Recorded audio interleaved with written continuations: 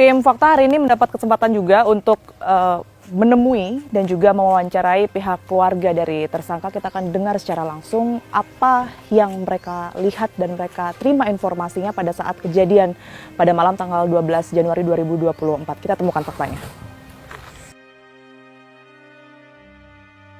Saya saat ini sudah berada bersama dengan Pak Abdurrahman. Pak Abdurrahman ini adalah kakak dari Hasan dan juga Wardi, tersangka dari peristiwa Carok kemarin.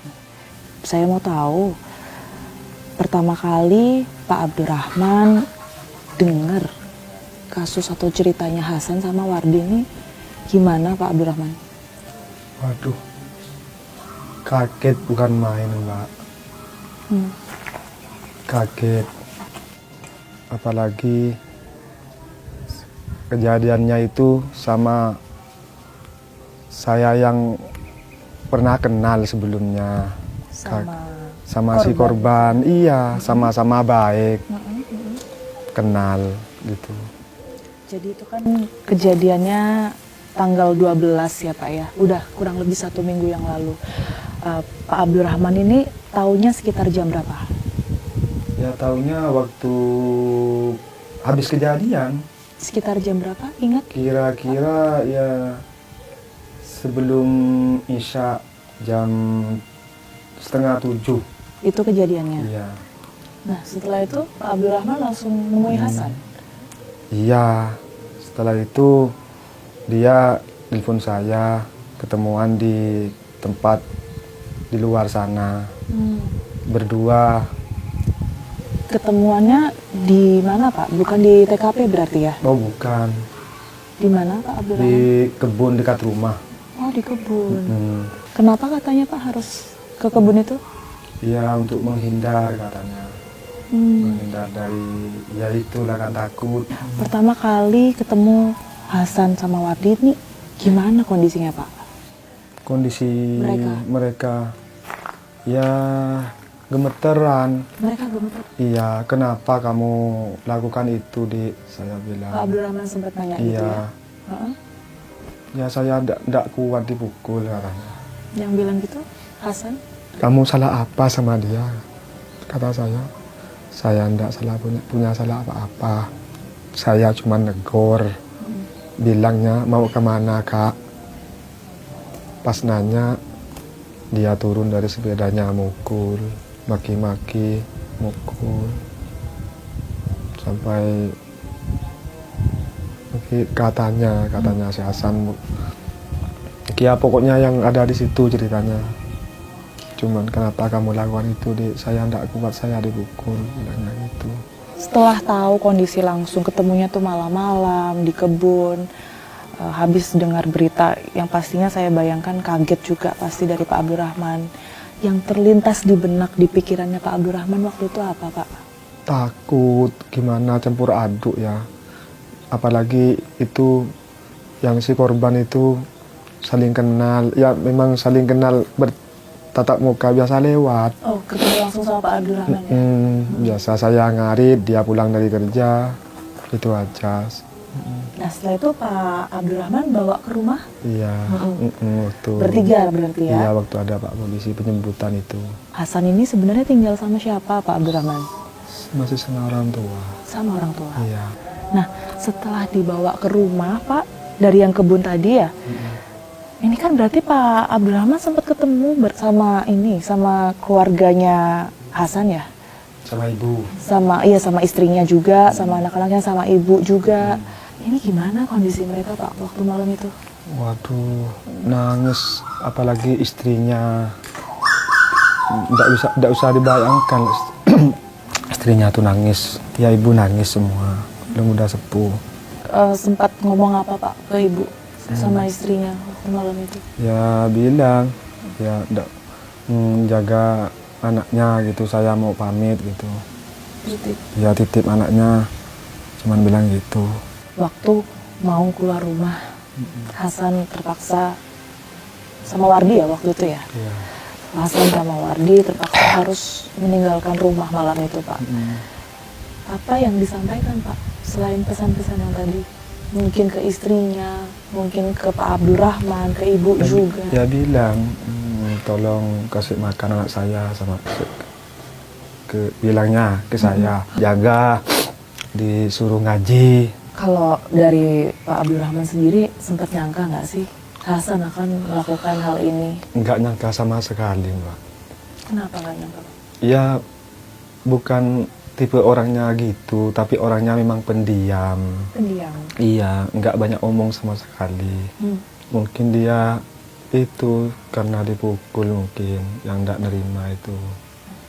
Orangnya pendiam, nggak ada masalah. Memang orangnya itu pendiam, jarang ngomong. Kondisinya sekarang gimana Pak? Ibu sama istri dari Pak Hasan ini? Ya masih masih nggak nerima sebenarnya. Nggak percaya ya? Masih nggak percaya, masih shock. Apalagi istrinya sering nangis. Sampai sekarang? Iya, dia tulang punggung, anaknya kecil-kecil. Pak Abdurrahman, kan saya dengar ini dari pihak Hasan pada saat kembali ke rumah sempat dilarang ibu ya Pak ya, ternyata untuk ambil senjata, terus kembali lagi untuk pada akhirnya kejadian kemarin itu bisa terjadi. Itu gimana sih Pak? Ibu memang sempat melarang ya? Iya, melarang. Tapi bilangnya si adik saya itu, saya ndak kuat Bu, saya dipukul. Saya ndak kuat Bu, saya dipukul, bilang gitu. Mungkin itu yang Hasan yang ndak nerima. Kalau dari Pak Abdurrahman mungkin ada yang ingin disampaikan Pak ke pihak korban dan juga pesannya apa setelah kejadian ini mungkin untuk keluarga yang ditinggalkan? Saya mewakili keluarga besar saya, adik saya mohon maaf 1000 maaf. Mungkin ini udah terlanjur, jadi ke depannya mudah-mudahan selamat semua. Saya mohon maaf kepada istri, saudaranya yang masih saudara sama saya.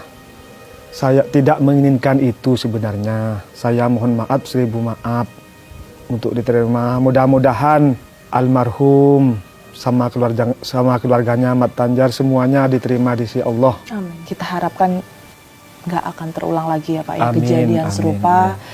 ya. Warga sendiri juga Ya, aman amin. semuanya di Amin, sini. amin, amin. Karena pastinya apapun yang kemarin sudah kejadian ini nggak ada satupun yang menginginkan ya Pak ya. Oh iya. Keselamatan Betul. juga untuk semuanya. Makasih banyak sekali lagi Pak Abdurrahman sudah mau berbagi kisahnya, mau membagikan ceritanya dan menerima tim fakta di sini. Sehat selalu Pak Abdurrahman. Ya. Kita temukan fakta selanjutnya.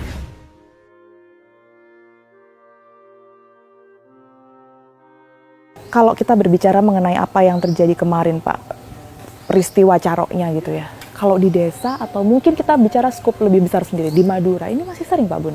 Lumayan sering lah. Lumayan kalau sering di ya. Madura. Kalau di desa Pak Bun sendiri, di Bumi Anyar, Gak ada.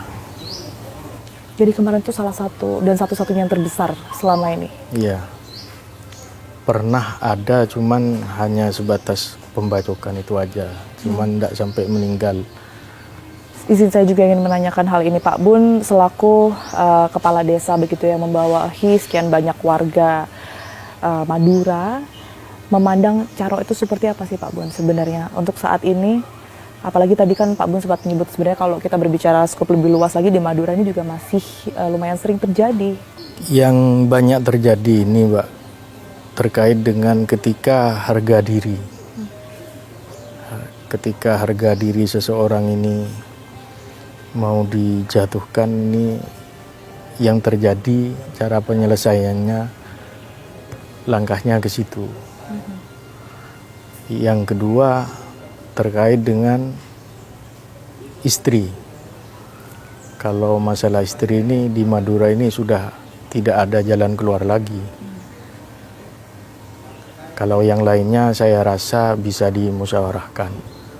Baik, sekalian karena ini saya mumpung ketemu Pak Bun, saya ingin minta izin Pak Bun. Apa mungkin kalau misalnya kami mewawancarai pihak dari korban ya, karena sebenarnya untuk mengetahui secara gamblang saja tidak ada berita simpang siur seperti yang tadi Pak Bun katakan, apalagi di sosial media mendengar cerita langsung dari mereka meluruskan mungkin hal-hal yang sempat beredar ya di media sosial, apa mungkin Pak Bun? Saya rasa situasi ini kan belum kondusif di bawah. Dalam artian ketika ada tamu dari luar yang sebelumnya belum dikenal, ini kan nanti timbul pertanyaan-pertanyaan. Jadi untuk sementara kita menghindari supaya tidak terjadi pemikiran yang aneh-aneh dari si keluarga korban. Baik, tentu kami paham karena lagi-lagi itu tadi karena kami ingin memastikan kembali suasana duka juga ini tidak mudah bagi para keluarga untuk memberikan keterangan begitu ya. Iya. Oke, Pak Bun, terima kasih banyak atas waktunya. Sama-sama. Semoga tidak terulang lagi Pak. Amin, Dan amin, aman amin. selalu di desa Bumi Anyar ini. Amin, amin. Oke, pemirsa, itu tadi wawancara saya dengan kepala desa yang tentunya kedepannya tidak ingin terjadi begitu ya kasus serupa Caro yang kemudian ini memakan korban, sekaligus tadi juga meminta izin untuk mewawancarai keluarga dari korban, tetapi tentu kita pahami bahwa situasinya tidak mudah, masih dalam suasana berduka dan juga menjaga keamanan dari pihak keluarga korban. Kita temukan fakta lainnya.